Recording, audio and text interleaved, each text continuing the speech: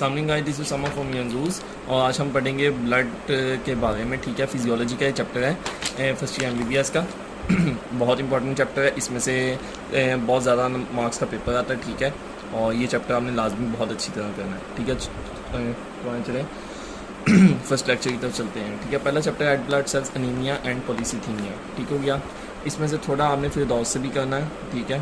तो वो भी इंशाल्लाह ताला मैं ट्राई करूँगा अपलोड करने की, फिर ना हो सके तो माजत। क्या है, चलो इधर आते हैं। गाइडन है ये, ठीक है। पेन नंबर 445 है और स्टार्ट करते हैं सबसे पहले। अच्छा, मेन चीज़ है जो उन्होंने कहा most abundant cells of blood है and are necessary for delivery of oxygen to a tissue. एक बात होगी आरबीसीज के ये फंक्शन वगैरह की, ठीक हो गया। उसके बाद major function of RBC erythrocyte है, ठीक है। Transport haemoglobin. एरिथ्रोसाइट का मेजर फंक्शन क्या है, जो carries oxygen from the lungs to tissue, ठीक हो गया। अच्छा, in some animals haemoglobin circulate free protein है, लेकिन ह्यूमन के अंदर ये क्या होता है, ये आरबीसीज के अंदर होता है, ठीक है। अगर ये फ्री होगा प्लाज्मा के अंदर तो क्या होगा, 3% इसका लीक हो जाएगा कैपिलरी मेम्ब्रेन से टिश्यू स्पेसिस में, ठीक हो गया। और or through the glomerular membrane of kidney into glomerular filtrate each time the blood passes through the capillaries, ठीक है। ये दो इसके पॉइंट ये हो गए, ठीक है। तो इसलिए क्या है, haemoglobin must remain inside RBC. तो इसके अंदर ये था कि आरबीसी के अंदर ये क्यों आता है, तो ये 2 पॉइंट है। उसके बाद है आरबीसी, इसके अदर फंक्शन भी होते हैं, ठीक है। Large quantity of carbonic anhydrase enzyme है, ये क्या करते हैं, ये कार्बन डाइऑक्साइड और reaction between carbon dioxide and water को रिवर्सिबल तेज़ी से कराता है, कैटलाइज कराता है, ठीक है, to form carbonic acid, increasing the rate of this reaction several thousand fold, ठीक है। हज़ारों गुना ज़्यादा बढ़ा देता है इस रिएक्शन की स्पीड को, ठीक है। तो जिसकी वजह से क्या होता है, the rapidity of this reaction make it possible for the water of the blood to transport enormous quantity of carbon dioxide, जो हेल्प करती है कार्बन डाइऑक्साइड को बाइकार्बोनेट आयन फॉर्म के अंदर किसे ट्रांसपोर्ट करना, कार्बन डाइऑक्साइड को, ठीक है। टिश्यू से कहाँ, लंग्स में, where it is converted to CO2 and expelled, फिर बाहर ये चले जाती है वेस्ट प्रोडक्ट, ठीक है। The haemoglobin in the cell is an excellent acid base buffer, एक ये इसका पॉइंट है। एक तो ये हो गया ऊपर का। अदर फंक्शंस के अंदर क्या आ गया, एक तो है कार्बोनिक एनहाइड्रेज एंजाइम होता है, ठीक है। और उसके बाद है रैपिडिटी, उसकी रिएक्शन का फ़ायदा उसी का आपने बताया ना, ठीक है। और फिर ये है कि एक्सीलेंट एसिड बेस बफर है, ठीक है। So the RBC is responsible for most of the acid base buffering power of the whole blood, ठीक हो गया। अच्छा, उसके बाद है शेप एंड साइज़। शेप और साइज़ में सिंपल है, बाइकनकेव है, 7.8 इनका माइक्रोमीटर डायमीटर, 2.5 माइक्रोमीटर इनकी थिकनेस है, 1 micrometre or less in the centre. ये साइड से थिक होंगे, ठीक है, दरमियान के अंदर ये थिन होंगे।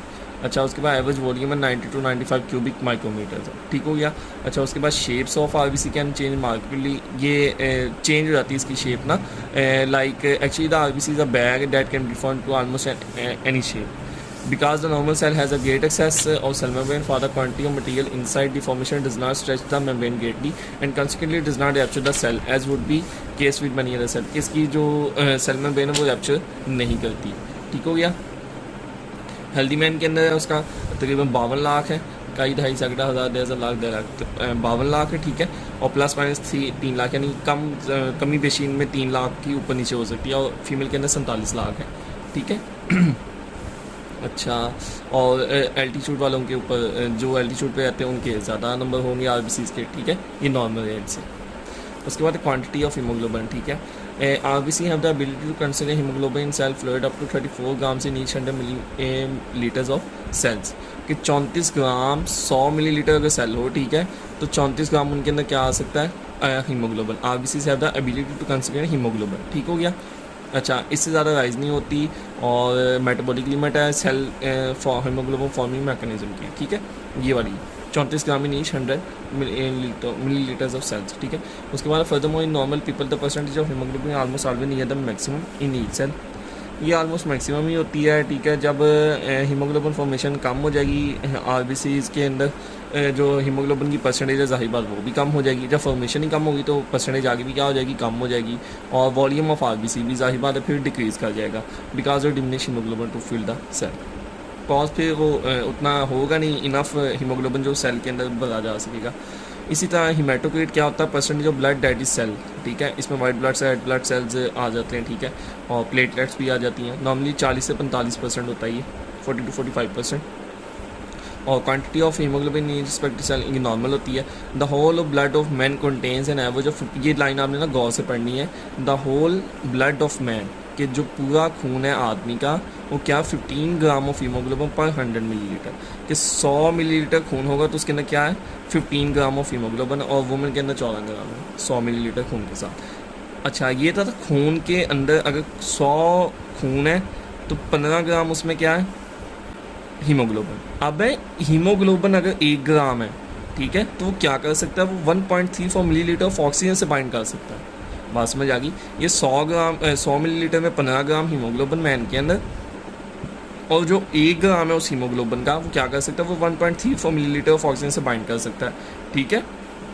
तो जब हम मल्टीप्लाई करेंगे उसे तो वो क्या आ जाएगा 20 millilitres of oxygen normal man के अंदर मैक्सिमम वो सैचुरेटेड हो सकती है, can be carried in a combination with haemoglobin in each 100 millilitres of blood. Hope so समझ आ गई होगी। वो है 15 ग्राम हीमोग्लोबिन 100 मिलीलीटर ब्लड के अंदर। ये है 1 ग्राम ऑफ हीमोग्लोबिन, यानी इस 15 ग्राम में से 1 ग्राम ऑफ हीमोग्लोबिन किससे कितने से कंबाइन कर सकती है ऑक्सीजन से 1.34 मिलीलीटर, और उसे आप जब मल्टीप्लाई करेंगे तो 20 millilitres of oxygen can be carried with haemoglobin in each 100 millilitres of blood, and in normal women तो 90 मिलीलीटर्स है, ठीक है। कॉज उधर 14 था।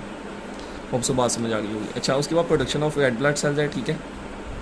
In the early weeks of embryonic life में क्या होता है प्रिमिटिव न्यूक्लिएटेड, ये न्यूक्लिएटेड है यानी न्यूक्लियस होता है उन आरबीसीज के अंदर जो यॉर्क सैक के अंदर प्रोड्यूस होते हैं। उसके बाद मिडिल ट्राइमेस्टर ऑफ जेस्टेशन, वो प्रेगनेंसी के 3 ट्राइमेस्टर होते हैं ना, फर्स्ट सेकंड और थर्ड, ठीक है। जो मिडिल वाला उसमें liver is the main organ हो जाता है। रीजनेबल नंबर्स कहाँ प्रोड्यूस होते हैं, स्प्लीन और लिम्फ नोड में भी। और जो लास्ट मंथ है जेस्टेशन का या आफ्टर बर्थ कहाँ होते हैं, बोन मैरो के अंदर ये प्रोड्यूस होते हैं, ठीक है। अच्छा the more bone marrow of essentially all bones produce RBC until person 5 साल तक तकरीबन सारी हड्डियाँ खून बनाती हैं।